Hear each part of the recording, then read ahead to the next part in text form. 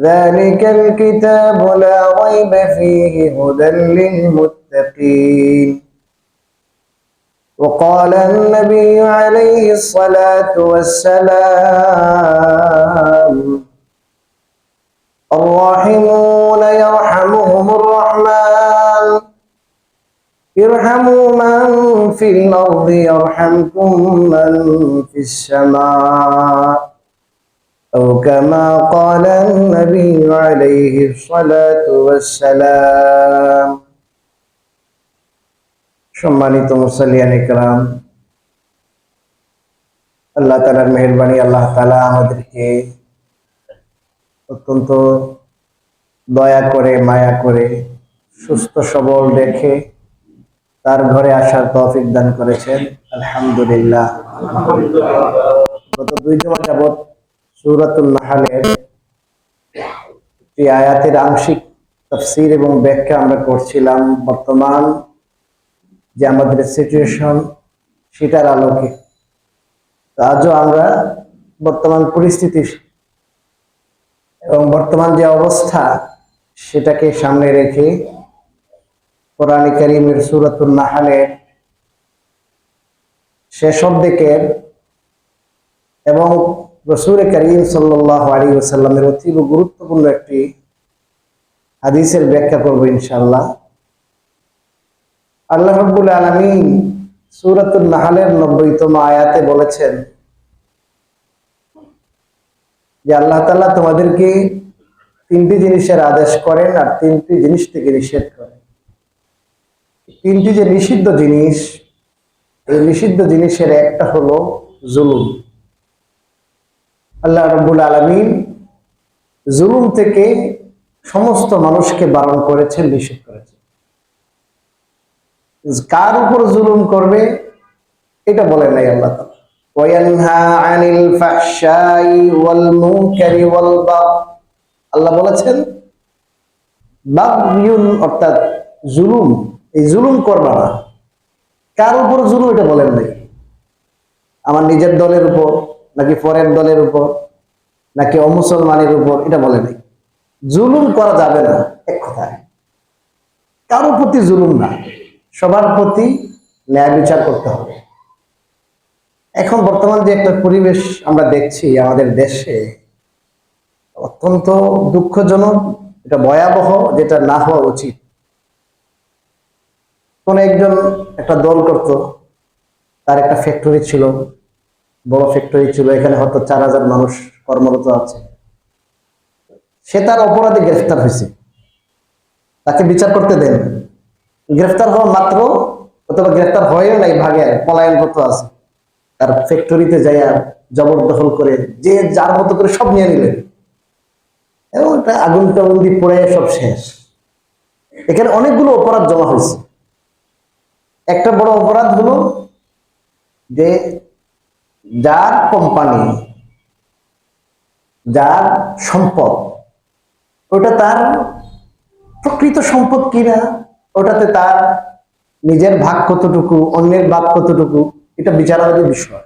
এটা বিচার করলে বুঝে আসবে, পাওয়া যাবে। এর আগেই ব্যক্তিগতভাবে, ব্যক্তিগত আক্রোশ থেকে ওখানে যে হামলা করলেন, ওখান থেকে লুট করে নিয়ে গেলেন। আপনি যে অত লুট করছে, মানুষের টাকা মারছে, ব্যাংকের টাকা লুট করছে, সেইটা ঠিক আছে, সব মানুষের জমি দখল করছে, কিন্তু আপনি যে গেলেন, আপনারটা কি হালাল হয়েছে? আপনি যে প্রতিবাদ করলেন, জুলুমের প্রতিবাদ করলেন, জুলুমের প্রতিবাদ জুলুম দিয়ে করলেন, এটা কিন্তু দেখা যাচ্ছে সারা দেশে। এই জুলুমের প্রতিবাদ জুলুম দ্বারা হবে না, এটা তো সমস্যা আরো বাড়াই দিলেন, অন্যায় আরো বাড়াই দিলেন।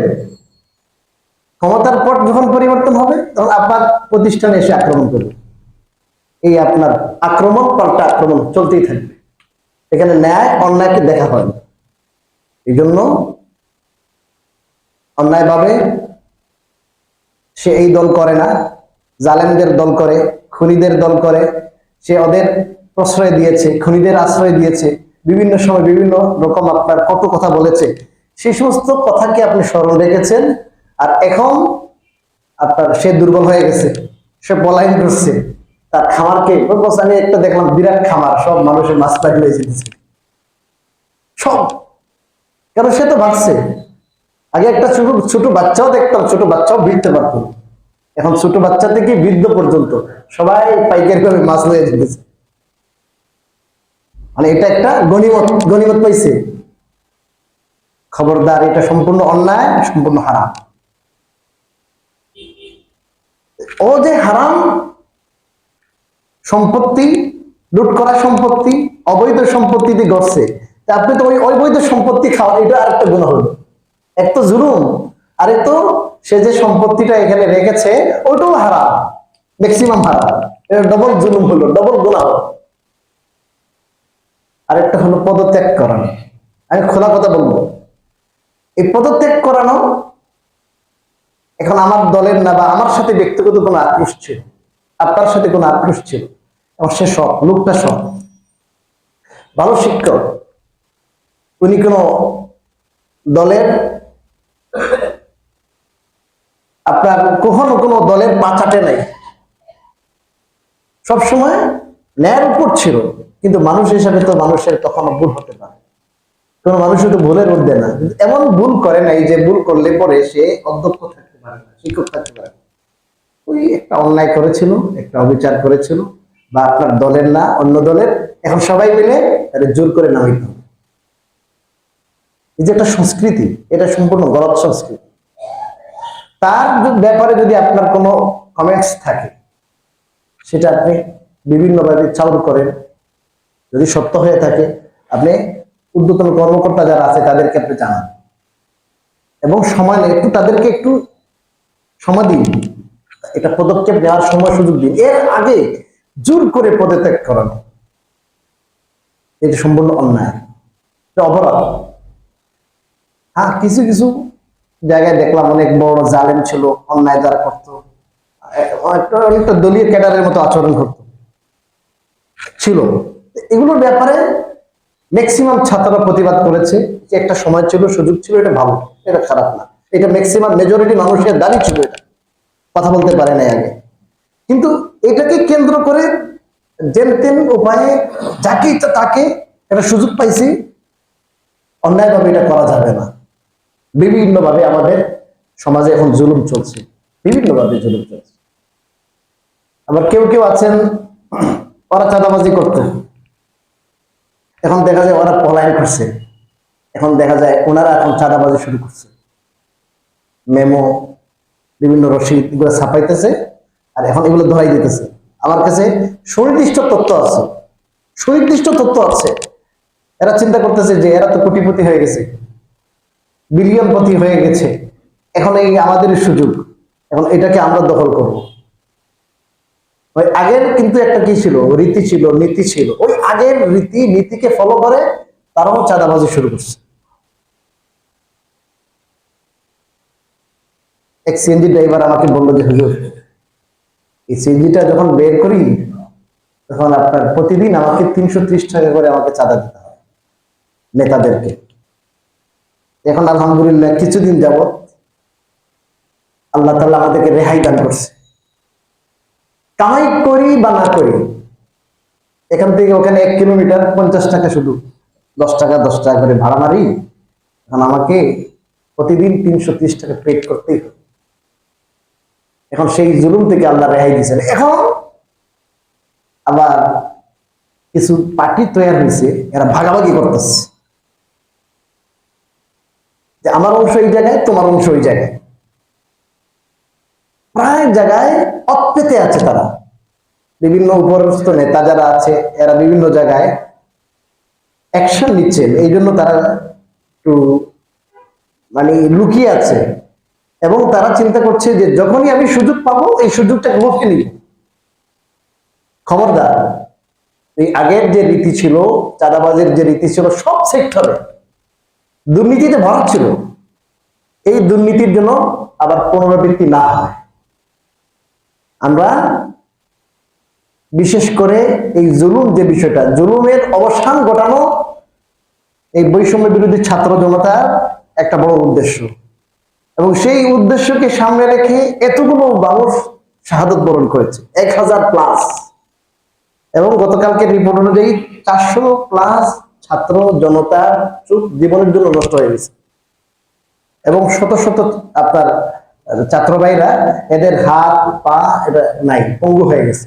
এতগুলো মানুষ পঙ্গুত্ব বরণ করেছেন, এতগুলো মানুষ চোখ হারাইছেন, হাজার থেকে বেশি মানুষ শহীদ হয়েছেন, যেই কারণে যেই বৈষম্য এবং যেই জুলুমকে খতম করার জন্য। এখন যদি আমরা ওদের পরিবর্তে আমরা আবার বৈষম্য শুরু করি, আবার জুলুম শুরু করি, লাভটা কি হইল? এই জন্য আমাদের জনগণের দায়িত্ব, ছাত্র জনতা যে আন্দোলন করেছে, যে জগদ্দল পাথর ছিল ওটাকে সরিয়েছে, আমরা তাদের কাতারে দাঁড়িয়ে আমরা সেই জুলুম থেকে দূরে থাকবো, এবং আমরা সম্মিলিত শক্তি দ্বারা যেখানে যেখানে এই সমস্ত জালেমরা চাঁদাবাজি করছে, যেখানে যেখানে জালেমরা তাদের থাবা ফেলছে, আমরা সম্মিলিতভাবে সামাজিক শক্তি দ্বারা সেই জুলুমের বিরুদ্ধে আমরা রুখে দেব। এটা অনেক বড় দায়িত্ব। একটা জিনিস আমি আপনাদেরকে বলি, ইতিহাস থেকে যারা শিক্ষা নেয় না এরা বড় নির্দোষ। দেশটা আমার বাপের, দেশটা আমরা স্বাধীন করেছি, আমাদের উপর কে কথা বলবে? সেনাবাহিনী, নৌবাহিনী, র্যাব, বিজিবি, পুলিশ সব আমাদের দলীয়করণ করে ফেলছে, সমস্যা নাই। কারিমে বলেছেন, ওয়ালা ইয়াজরিমান্নাকুম শানাআনু কওমিন আলা আল্লা তা'দিলু ইদিলু হুয়া আকরাবু লিত্তাকওয়া। কারোর সাথে তোমার বিরোধ আছে, কারোর সাথে তোমার দূরত্ব আছে, এই জন্য তার প্রতি তুমি অবিচার করবা না, অবশ্যই তুমি ন্যায় বিচার করবে, কারণ এটা তাকওয়ার অধিক নিকটবর্তী। এই জন্য আমরা সমাজের প্রত্যেকটা ক্ষেত্রে আমরা ন্যায় বিচারকে প্রতিষ্ঠা করব। এই প্রত্যয় থেকে আমরা নিজেরা নিজের সমাজকে দাঁড় করানোর চেষ্টা করি। আরেকটা বিষয়, আল্লাহ রাব্বুল আলামিন আমাদেরকে তৌফিক দান করেছেন, যাদেরকে আমরা গত সপ্তাহে আমাদের দেশে যে একটা বিরাট বন্যা হয়ে গেল, এখনো অনেক মানুষ পানিবন্দী আছে, তাদের জন্য আপনারা সাহায্য করেছেন, সহযোগিতা করেছেন। আমি মুতলি সাহেবের সাথে এবং কমিটির আরো কয়েকজনের সাথে পরামর্শ করেছিলাম। ওনারা বললেন যে হুজুর, অনেক বড় সমস্যা, এই সমস্যার জন্য আমরা যে এদের পাশে দাঁড়াবো, এই জন্য যদি 2 জমা হয়, একটু সময় যদি আমরা নিই, তাহলে মানুষ একটু দান করতে পারবে, সবগুলো একসাথে নিয়ে যাবো। ইনশাল্লাহ মুতলি সাহেব যাবেন, আমরা আগামী কাল পরশুর মধ্যে ইনশাল্লাহ আমরা যাবো, হয়তো আর 2-1 জন যাবে আমার সাথে। এই বিষয়ে কোরআন ও হাদিসের নির্দেশনা কি, এই বিষয়ে আমি কোরআনে কারীমের একবারে শুরু থেকে আয়াত তেলাওয়াত করেছি। কোরআনে কারীমে আল্লাহ রাব্বুল আলামিন আলিফ লাম মিম যালিকাল কিতাবু লা রাইবা ফি বলার পরে যে কথা বলেছেন, যে এই কিতাব, যে কিতাবে কোনো সন্দেহ নেই, এটা মুত্তাকিদের জন্য হেদায়েত। এই মুত্তাকিদের পরিচয় কি দিয়েছেন আল্লাহ? 1 নম্বর পরিচয় দিয়েছেন আল্লাযীনা ইউকিমুনাস সালাহ, যারা নামাজ কায়েম করে। এই ব্যাপারে আজকে কথা বলার সুযোগ নেই। এই মুত্তাকিদের একটা পরিচয় আল্লাহ এটাও দিয়েছেন, ওয়া মিম্মা রাযাকনাহুম ইউনফিকুন। এটা হলো মূল আলোচ্য বিষয়। কয়েকটা গুণ আছে যেটা আমরা তাফসীরে আলোচনা করেছি। আল্লাহ রাব্বুল আলামিন বলেছেন মুত্তাকিদের একটা গুণ, একটা পরিচয়, একটা বৈশিষ্ট্য, যে আমি যা তাদের দিয়েছি তার থেকে তারা দান করে। ইসলাম মানুষকে এই বিশ্বাস পোষণ করায় যে তোমাকে যা কিছু দেয়া হয়েছে এটা তোমার ব্যক্তিগত কামাই না, আল্লাহ তাআলা যে যা রিজিক দিয়েছেন। অনেক মানুষে অনেক চেষ্টা করে, দেশেও চেষ্টা করে, দেশের বাইরেও চেষ্টা করে, অনেক মেহনত করে, কিন্তু সে পর্যাপ্ত রিজিক পায় না। আর কোন মানুষ আছে চেষ্টা বেষ্টা নাই, মূর্খ মানুষ, দস্তখত জানে না, হাজার হাজার কোটি টাকার মালিক আছে না? এই জন্য আল্লাহ বলেন যে আমি যা দিয়েছি, এই রিজিক আল্লাহ দিয়েছেন।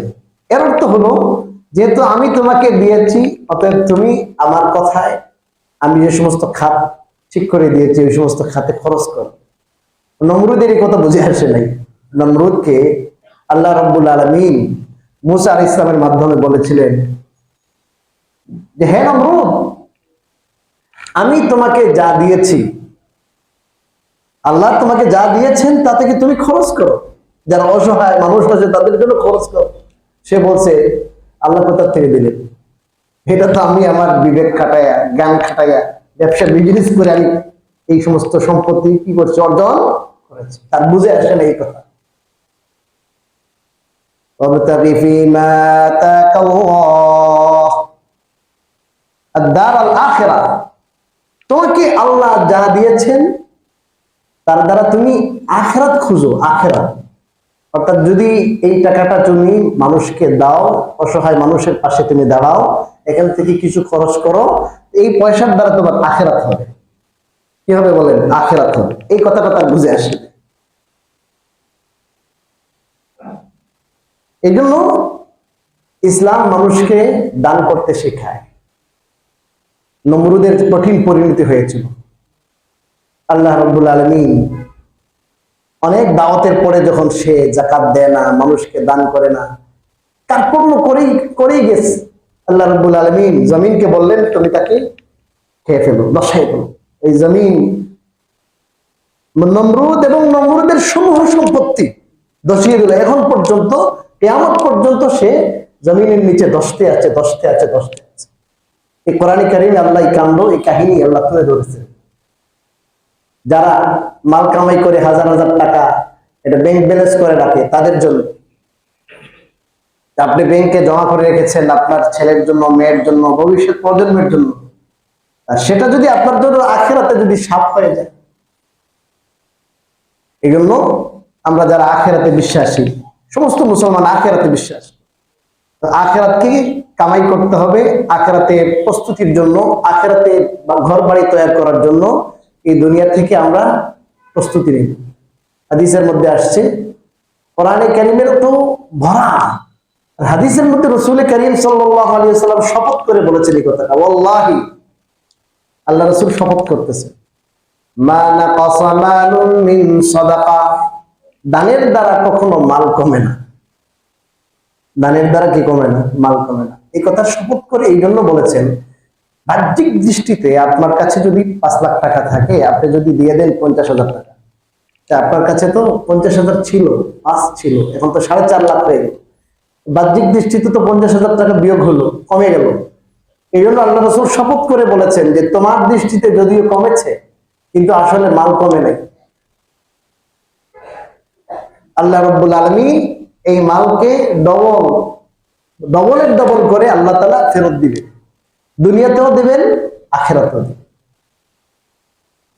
যেমন আগেও আমি উদাহরণ দিয়েছিলাম, এই যে কলগুলো আছে না, ট্যাপগুলো আছে না, সেখান থেকে যখন আপনারা পানি ছাড়েন, তো পানি তো বের হয়, খরচ হইতেছে, তো ওইদিকে খাদেম সাহেব কি দিছে? সুইচ দিছে। তা আপনি আধা ঘন্টায় যা ব্যয় করলেন, এই 2 মিনিটে এর চেয়ে বেশি উঠে যাবে। তো আপনি যখন খরচ করবেন আল্লাহর জন্য, আল্লাহর বান্দাদের পাশে দাঁড়াবেন, অসহায়দের পাশে দাঁড়াবেন, আল্লাহ তাআলা আপনাকে গায়েব থেকে বিভিন্ন সোর্সে, বিভিন্ন উপায়ে আপনাকে সাহায্য করবে। আপনার যে কি আছে, খরচ আছে, ডেইলি খরচ, মাসিক যে খরচ আছে, এই খাতগুলো আল্লাহ তাআলা গোটায় আনবে। আপনার পরিবারের মনে করেন 70,000 টাকা লাগে মাসে, দেখবেন আল্লাহ তাআলা এত বরকত দিয়েছেন, এই মাসে আপনার 50 হয়ে গেছে। আপনার ওয়াইফের সিজারের প্রয়োজন ছিল, আপনি দান করেছেন, একবারে সহজে নরমাল ডেলিভারি হয়ে গেছে। আপনার বড় একটা বিপদ সামনে ছিল, আপনি দান করার কারণে বিপদটা কি হয়ে গেল? দূর হয়ে গেল। আরেকটা উদাহরণ দিই, সহজে বুঝে আসবে যে আল্লাহ তাআলা দানকে কিভাবে পালে। রাসূল করিম সাল্লাল্লাহু আলাইহি ওয়াসাল্লাম বলেছেন, আরবরা তো খুব ঘোড়ার শৌকি ছিল, ঘোড়া খুব পছন্দ করত, ঘোড়া। রাসূলুল্লাহ সাল্লাল্লাহু আলাইহি ওয়াসাল্লাম বলেন, ইন্নাল্লাহা ইউরাব্বি সাদাকাতা আহাদিকুম কামা ইউরাব্বি আহাদুকুম ফুলুহু আও ক্বালা ফাসিলাহু, তোমাদের কোন ব্যক্তি যেমন তার ঘোড়ার বাচ্চাকে পালে, আদর করে পালে, সকাল সন্ধ্যা এটাকে দেখে রাখে, এটার জন্য বিভিন্ন প্রকারের খাবারের ব্যবস্থা করে, আদর সোহাগ করে পালে, আল্লাহ রাব্বুল আলামিন তোমাদের কোন ব্যক্তি যখন দান করে, ওই দানকে ওইরকম পালে, তাইলে বড় করে। ছোট একটা ঘোড়ার বাচ্চা 2-3 বছর 4 বছরে সেই ছোটার দেখি বড় হয়ে গেছে। তুমি এরকম ছোট্ট একটা দান করলা, তোমার তৌফিক অনুযায়ী আল্লাহ বলেন তোমার এই দানটাকে তুমি যেমন তোমার ঘোড়ার বাচ্চাকে পালিয়ে বড় করো, ওইটাকে আমি কি করি? বড় করি। সহিহ বুখারীর রিওয়ায়াতের মধ্যে আসছে, ওটাকে বাড়াইতে বাড়াইতে বাড়াইতে আল্লাহ তাআলা উহুদ পাহাড়ের মতো করে দিলেন। উহুদ পাহাড় বললেন কেন? কারণ যে সমস্ত সাহাবাদের সামনে হাদিসটা বলা হচ্ছে ওনাদের সামনেই উহুদ পাহাড়। উহুদ পাহাড় বিরাট পাহাড়। একটা খেজুরের দানা পরিমাণ তুমি দান করলা, আর খেজুরের দানা কত বড়, উহুদ পাহাড় কত বড়, এত বিরাট করে দিবেন আল্লাহ। এই দুনিয়া ছেড়ে সবাই চলে যাব, দুনিয়ার সহায় সম্পত্তি কিছু আমাদের সাথে যাবে না। এই দুনিয়ার সম্পত্তিটা আখিরাতে পাঠানোর সোর্স উপায় হলো এই দুনিয়াতে থাকা অবস্থায়, আমি জীবিত থাকা অবস্থায় আমার মালিকানাধীন সম্পত্তি আমি আল্লাহকে দিয়ে দিব, আল্লাহকে দিয়ে দিব। আল্লাহ রাব্বুল আলামিন সেটাকে খুব খুশির সাথে আনন্দের সাথে এটাকে নিবেন। আল্লাহ কোরআনে কারিমে যে বাক্য বলেছেন আপনি চিন্তা করতে পারবেন না, মাউদাল্লাযী ইউকরিদুল্লাহা কারদান হাসানা। আল্লাহ বলে তোমাদের মধ্যে কে আছো যে আমি আল্লাহকে ঋণ দিবা, কারদান হাসানা, কর্জে হাসানা, উত্তম ভাবে ঋণ দেওয়াকে বলে কর্জে হাসানা, যেখানে খোটা নাই। অনেক ব্যাখ্যা আছে কর্জে হাসানা, সম্মানের সাথে যে কর্জ দেওয়া হয়, খোটা দেওয়া হয় না, এখানে কোনো সুদ নাই, কর্জে হাসানা।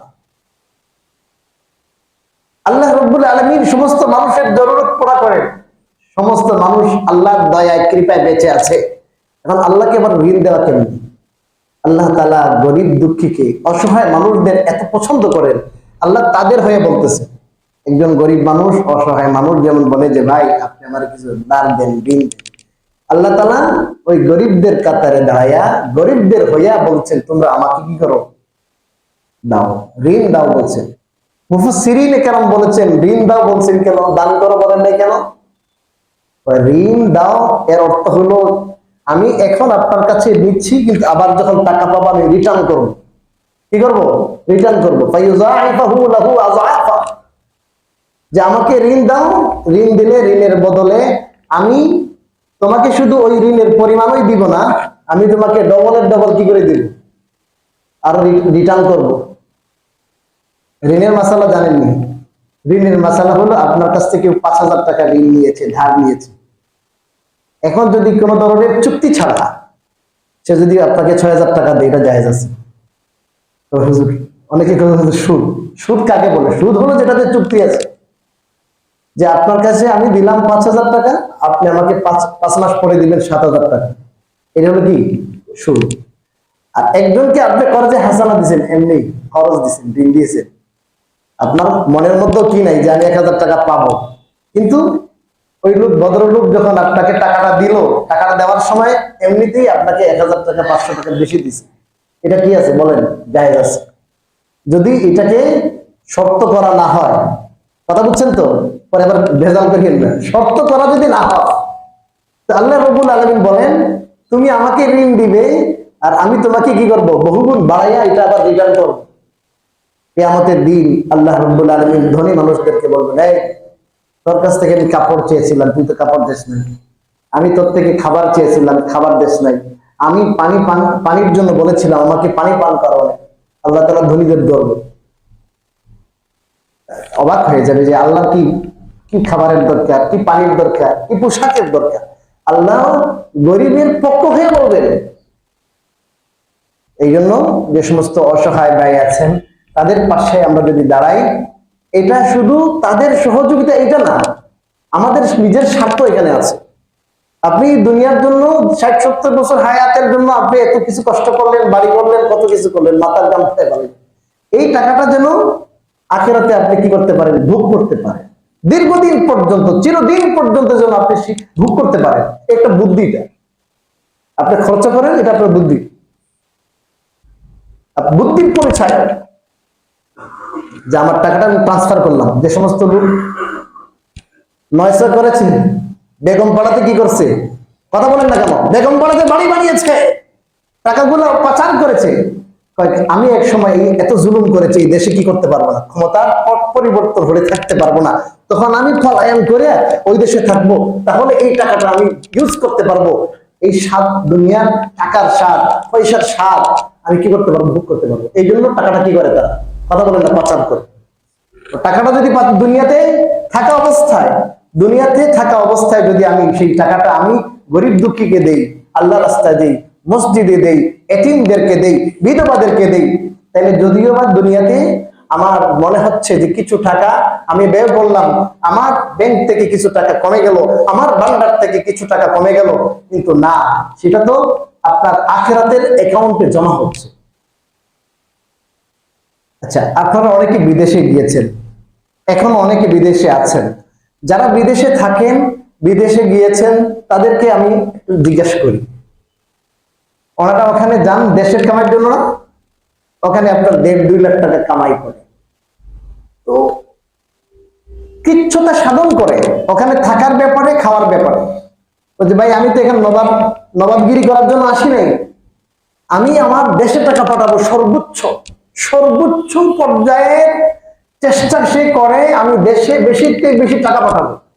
এখানে আমি মুসাফির, এখানে আমি কি বিদেশে আমি কি বলেন মুসাফির।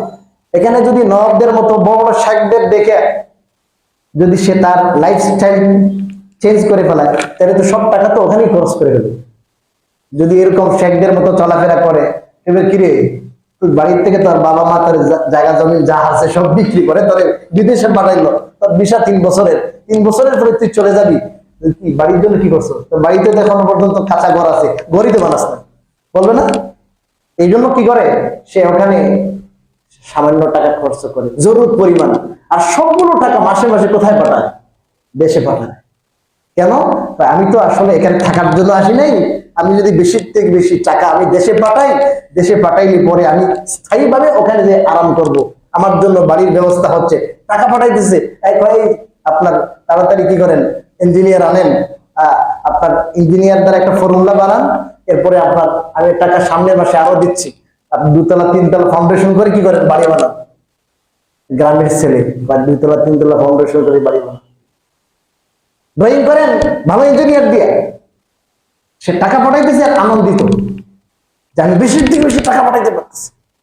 1.5 লাখ টাকা আমি কামাই করি, 1,20,000 আমি দেশে পাঠাই দিই। সে যে এখন দেশে পাঠায়, তার মনের মধ্যে কোনো কষ্ট আছে? কথা বলেন, কষ্ট আছে? বলে যে এই টাকা তো আমি ওখানে ব্যবহার করবো, আমি তো 2 বছর পরে যাচ্ছি, আমি এই বাড়িতে আমি থাকবো, আমার জন্য এসে ভিডিও করে দেখাইতেছে তোমার জন্য এই বাড়ি, বাথরুমটা একটু বড় সড়ো করে বানাইবা, অ্যাটাচ বাথরুম দিবা, এটাতে এই ধরনের দরজা লাগাইবা, কাঠের কি করবা, দরজা লাগাইবা, সবগুলো কি করতেছে বলতেছে টাকা যত লাগে আমি দিচ্ছি। সে কম থেকে কম টাকা ওখানে খরচ করে, আর সবগুলো টাকা সে বুক না করে, আপাতত বুক না করে স্থায়ীভাবে বুক করার জন্য কোথায় পাঠায়? কথা বলেন না কেন? দেশে পাঠায়, দেশে পাঠায়। আমি তো আসতেছি, আবার কিছু টাকা পাঠাইতেছে যে আমি আসতেছি, এখন বুঝেন না, বিয়ে করবো, বিয়ে করে না এখন, এখন স্বর্ণ 7 ভরি স্বর্ণ পাঠাই দিস সব, আর বিয়ে শাদী ফোনে বিয়ে শাদী করে বেড়াইছে, আজকে টাইম নাই। অনেক লোকে জিজ্ঞাসা করে ফোনে বিয়ে হবে কিনা, মোবাইলে বিয়ে হবে কিনা, ভিডিও কলে। এক আন্তর্জাতিক মানের ব্যারিস্টার লন্ডন থেকে কিছুদিন আগে আমাকে ফোন করছে, এই অবস্থা করছে যে তাকে আমি 24 ঘন্টার ভিতরে ফতোয়া দিতে হবে। লন্ডনের বড় একটা আদালতে উনি লড়তেছেন, বাংলাদেশ থেকে গেছে, ওখানে ব্যারিস্টার বাংলাদেশি, কোটি কোটি টাকার মালিক। তো আমাকে বললো আপনি 24 ঘন্টার ভিতরে কোরআন হাদিসের দলিল দিয়ে আমাকে পাঠান সিলসাট করে দিয়ে। আমি বললাম যে ভিডিও কলে স্বাভাবিকভাবে বিয়ে হবে না, এখন এর মাথা খারাপ হয়ে গেছে, তাহলে তো আমি জিততে পারবো না। আমি বললাম উকিল বানাইতে হবে, উকিল কল করে ফোনে উকিল বানাইয়া এক মজলিসের মধ্যে একই বৈঠকে উভয় পক্ষের আগ্রহ হতে হবে। ওই লোক জামাই আছে কোথায়, লন্ডনে আছে, সৌদিতে আছে, জামাই বলবে আমার পক্ষ থেকে তুমি কবুল করি দেশের একজন মানুষকে ফোন করে, অথবা আমার পক্ষ থেকে তুমি প্রস্তাব দিলা, এক মজলিসে হইতে হবে, একই বৈঠকে হইতে হবে। আপনার ভিডিও কলের মাধ্যমে, স্কাইপের মাধ্যমে কি হবে না, বৈঠক এক হয় না, এখানে অনেক দুর্নীতির সম্ভাবনা থাকে, অনেক আপনার 2 নম্বরই কি আছে সম্ভাবনা আছে। আমি সবগুলো বিস্তারিত ভাবে করে ধরছি, লম্বা ফতোয়া দিয়েছি আমি। তো যাই হোক, আমার উদ্দেশ্য হলো এই কথা বোঝানো, সে বিয়ে করে করতেছে মোবাইলে, আর হঠাৎ করে আগামী মাসের সেপ্টেম্বরের 10 তারিখ তার ফ্লাইট, সেপ্টেম্বরের 9 তারিখ ওখানে মারা গেছে,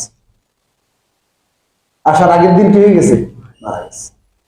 এখন তার লাশ আসবে, কি আসবে বলেন, বলেন যে সে এই টাকাটা এত আনন্দের সাথে টাকা পাঠাইলো, বউ রেডি, ঘর রেডি, জায়গা জমি সব রেডি, আবার ফ্রিজ, বড় ফ্রিজ করছে, সুন্দর বাড়ি গাড়ি করছে, বিছানা করছে, সব রেডি তার জন্য, বাসর ঘর তার জন্য অপেক্ষা করছে।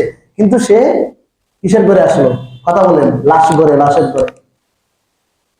তো মানুষ দুনিয়ার জন্য এত কিছু করে, কিন্তু আপনি যদি এই টাকাটা যদি দুনিয়াতে ব্যয় করেন আখিরাতের জন্য, অসহায় মানুষের জন্য, দরিদ্র নিপীড়িত মানুষের জন্য, এতিমের জন্য, বিধবার জন্য, মসজিদের জন্য, মাদ্রাসার জন্য, যতগুলো কাজ আছে জনকল্যাণমূলক কাজে আপনি যদি খরচ করেন আল্লাহর জন্য, আপনি নির্দ্বিধায় নিশ্চিত ভাবে সেটা ভোগ করবেন কোথায়? আখিরাতে।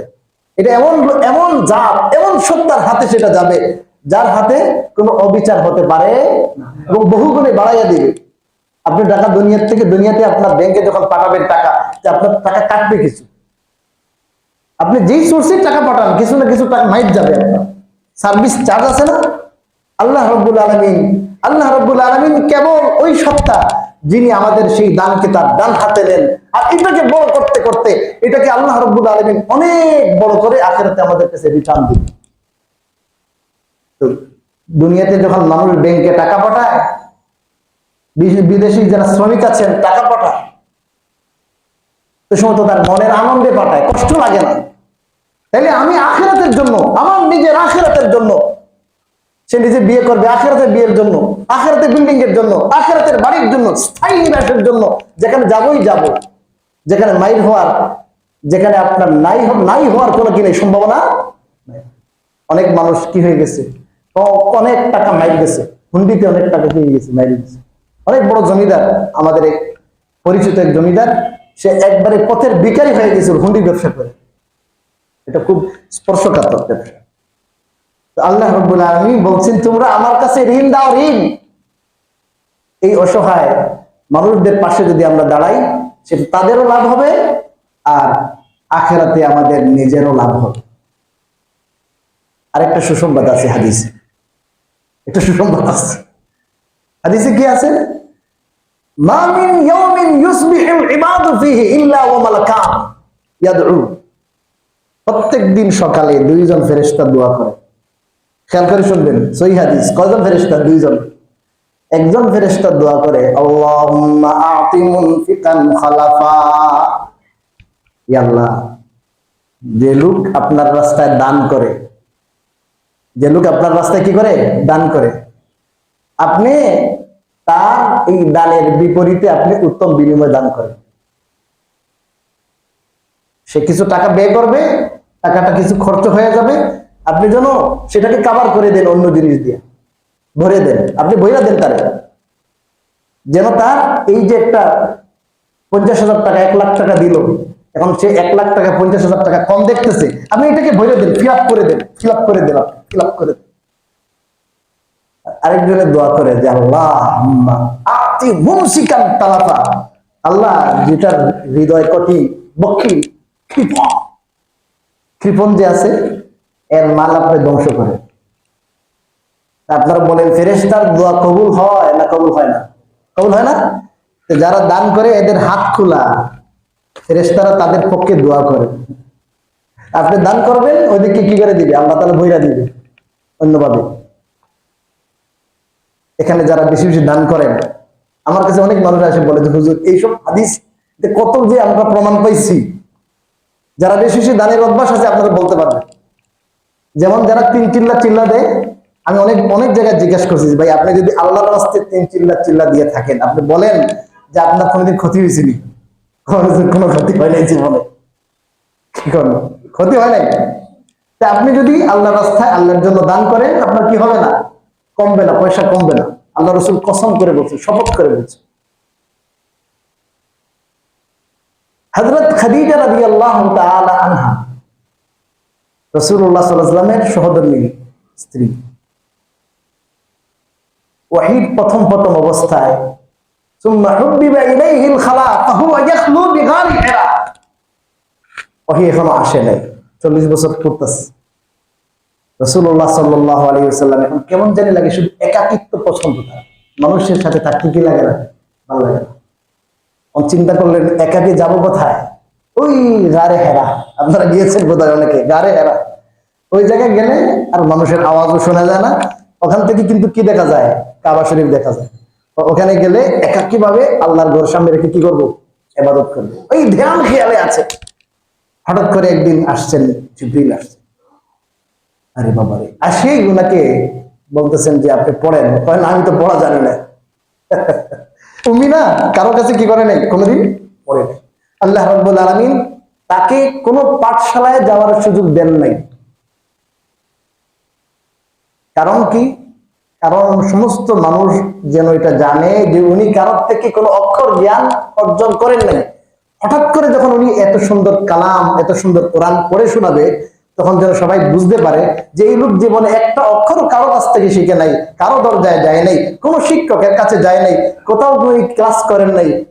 তাইলে হঠাৎ করে এত সুন্দর, এত মার্গীয়, উচ্চ মার্গীয় ভাষা উনি ব্যবহার করছেন, এত সুন্দর সুন্দর তথ্য উনি দিচ্ছেন তার মুখ থেকে, এত সুন্দর ভাষা, তাহলে অবশ্যই এটা কার পক্ষ থেকে? আল্লাহর পক্ষ থেকে। সেই জন্য আল্লাহ রাব্বুল আলামিন তার মুআল্লিম, তার শিক্ষক কে? আল্লাহ। আল্লাহ রাব্বুল আলামিন এখন জিবরিলকে পাঠাইলেন, স্টার্ট করবেন, ওহী স্টার্ট করবেন। এখন উনি বলেন আমি তো পড়তে পারি না, আমি কারো কাছে পড়ি নাই। এখন জিবরিলে একটা ছাপ দিয়েছেন, বুঝেন না? ওইটা ওহী ধারণ করার যোগ্যতা ট্রান্সফার করতেছে। সেই শক্তিটা যেন কি আসে? রাসূল করিম সাল্লাল্লাহু আলাইহি ওয়াসাল্লামের সিনাতে শক্তিটা যেন আসে। একটা ছাপ দিয়েছে, ছাড়ছেন, আবার চাপ দিছেন, আবার ছাড়ছেন, তৃতীয়বার চাপ দিছেন, ছাড়ছেন। এখন বলতেছেন এখন আপনি পড়েন। ইকরা বিসমি রাব্বিকাল্লাযী খালাক খালাকাল ইনসানা মিন আলাক ইকরা ওয়া রাব্বুকাল আকরাম আল্লাযী আল্লামা বিল কলম। রাসূল সাল্লাল্লাহু আলাইহি ওয়াসাল্লাম পড়ছেন, এই যোগ্যতা এসে গেছে এখন। কারণ এটা তো পাহাড়েও কি করতে পারে নাই, বহন করতে পারে নাই।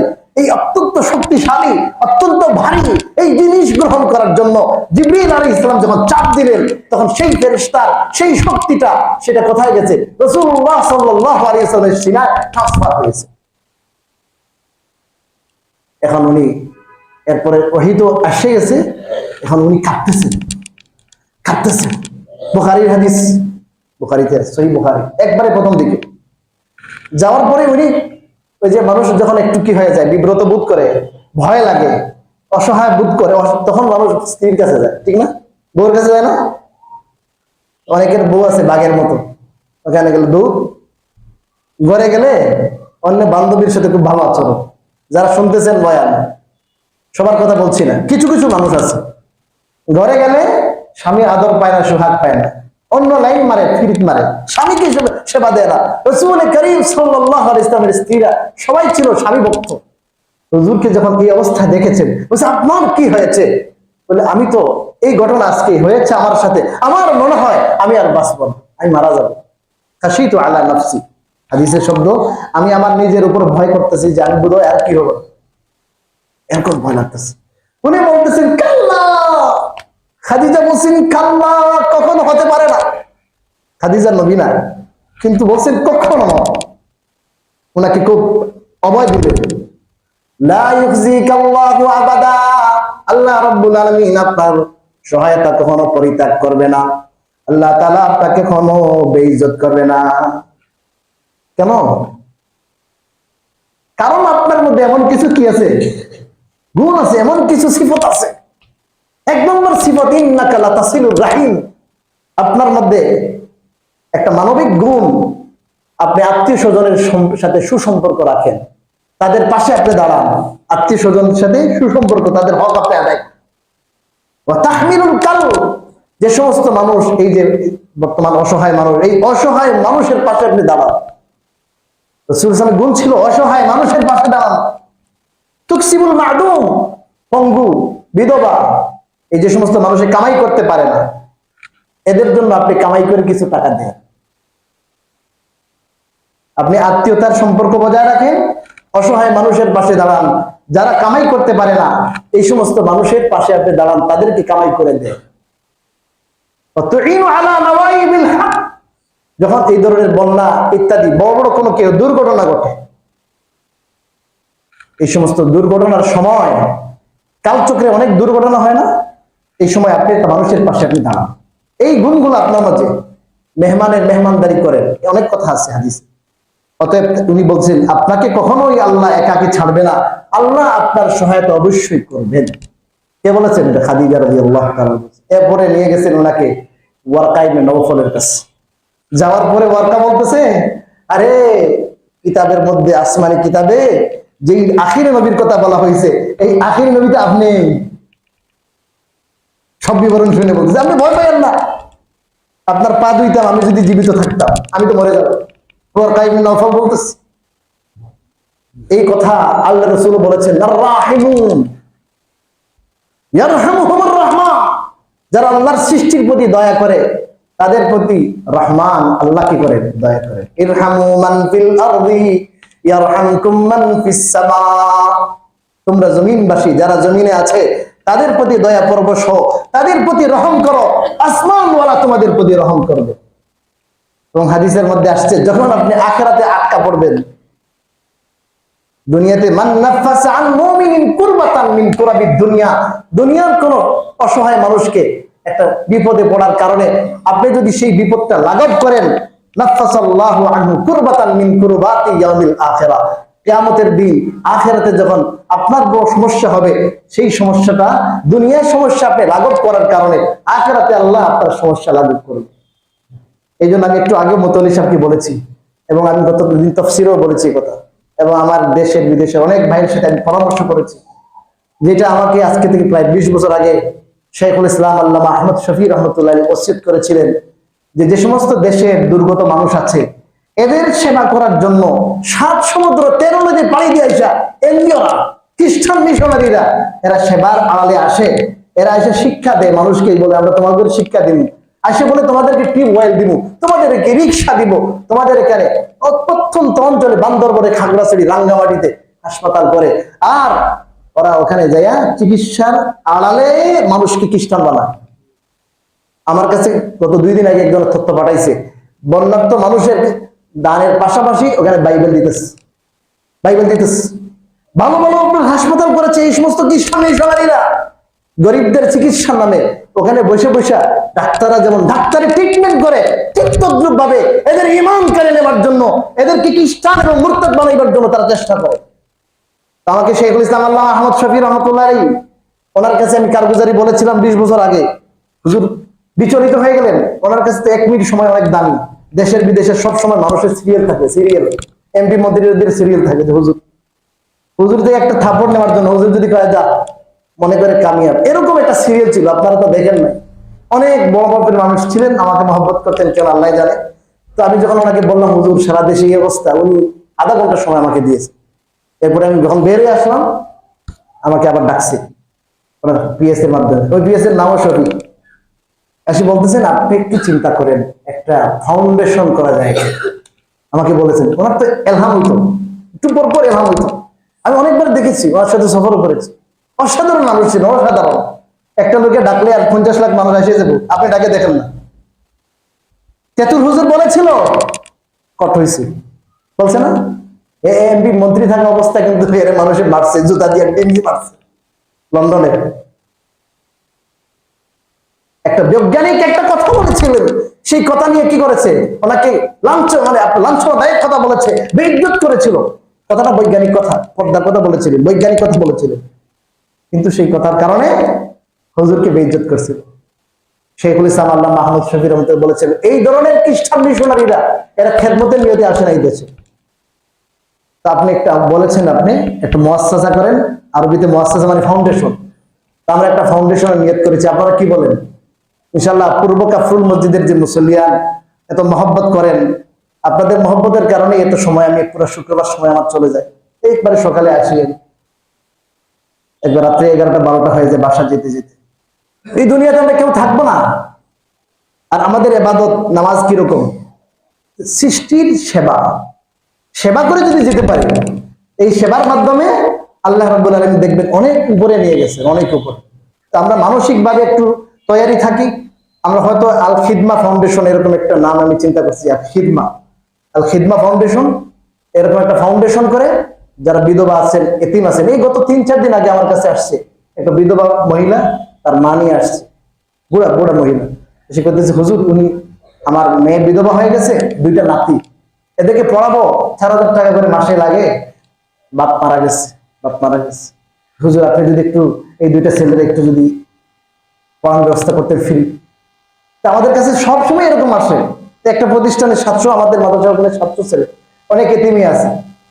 এখন এইভাবে আপনার কত জায়গায় কত এতিম আছে, এদেরকে ভালো করে পড়ালেখার ব্যবস্থা করা, বিধবাদেরকে, আপনার অনেক মানুষ আছে আর বলতে পারে না, বলতে পারে না, এরা মানুষের কাছে চাইতে পারবে না, এরকম টিম করে সারা দেশে প্রত্যেক জেলায় আমার লোক আছে, আমরা টিম করব যে কার কি সমস্যা, আমরা যতটুকু আল্লাহ আমাদের তৌফিক দান করেন বিত্তবান মানুষের সহায়তায় আমরা ওই সমস্ত এলাকায় অজপাড়া গায়ে যেখানে মানুষ শিক্ষা বঞ্চিত সেখানে নুরানি প্রতিষ্ঠান করব, যাতে করে এই খ্রিস্টান মিশনারিরা আপনার কোন ধরনের ষড়যন্ত্র করতে না পারে। শিক্ষার দিক থেকে এতিমের সাহায্য, বিধবাদের সাহায্য, মানুষ যখন হঠাৎ করে মুসিবতে পড়ে, বন্যার্থ মানুষ, এদের সাহায্য, এরকম আমরা পরিষদের সাথে আলাপ করছি। স্থায়ী একটা কি করা, খেদমতে খালো, খেদমত, মানুষের সেবা করা, মানুষের সেবা করলে আল্লাহর পাওয়া, খেদমতে খোদা মিলে, খেদমতে কি মিলে, খোদা মিলে।